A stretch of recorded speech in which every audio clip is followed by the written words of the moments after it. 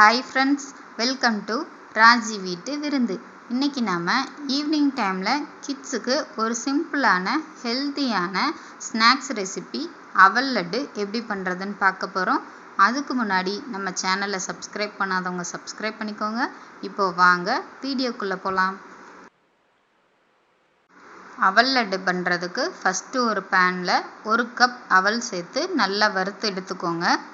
ஸ்டவ்வை லோ ஃப்ளேம்லேயே வச்சுட்டு ஒரு 5 நிமிஷம் வறுத்தா மட்டும் போதும். 5 நிமிஷத்துக்கு அப்புறம் அவலை ஒரு பிளேட்டுக்கு மாற்றிடுங்க. அடுத்து அதே பேனில் 1/4 கப் நிலக்கடலை பருப்பை சேர்த்துட்டு அதையும் நல்லா வறுத்து எடுத்துக்கோங்க. இது கூடவே 2 ஏலக்காவையும் சேர்த்து வறுத்துருங்க. கடலைப்பருப்பும் ஏலக்காவும் நல்லா வறுபட்டதும் இதை தனியாக ஒரு பிளேட்டில் மாற்றி வச்சுருங்க. இது சூடு ஆறுனதுக்கப்புறமா இதை தோலை உதுத்துட்டு நம்ம அவல் கூட சேர்த்துக்கலாம். அடுத்து ஸ்டவ்வை ஆஃப் பண்ணிவிட்டு பேனோட ஹீட்லேயே 1/2 கப் அளவு துருவின தேங்காவை சேர்த்து அதையும் நல்லா வறுத்தெடுத்துருங்க.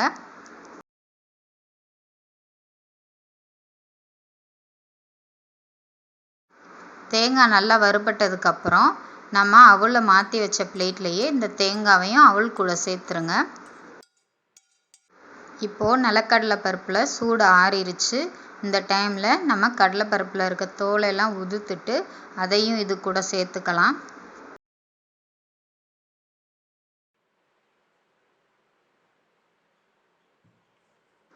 அடுத்து இது எல்லாத்தையுமே ஒரு மிக்ஸி ஜாரில் சேர்த்துருங்க.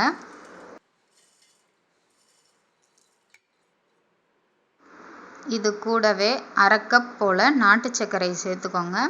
உங்களுக்கு ஸ்வீட் கம்மியாக இருக்குன்னு தெரிஞ்சிச்சுன்னா நீங்கள் இன்னும் கொஞ்சம் கூட சர்க்கரை அதிகமாக சேர்த்துக்கோங்க. இது எல்லாத்தையுமே ரொம்ப பவுடராக இல்லாமல் கொஞ்சம் ரவை பதத்துக்கு இருக்க மாதிரி அரைச்சி எடுத்துக்கோங்க. பாருங்கள், இந்த மாதிரி அரைச்சி எடுத்துக்கோங்க. இப்போது திரும்பவும் ஸ்டவ்வை ஆன் பண்ணி பேன் அடுப்பில் வச்சு ஹீட் பண்ணிவிட்டு 1/2 கப் போல் நெய் சேர்த்துருங்க. நெய் நல்லா உருகி வந்ததும் நாம் ரெடி பண்ணி வச்சுருந்த பவுடரை இது கூட சேர்த்துக்கலாம்.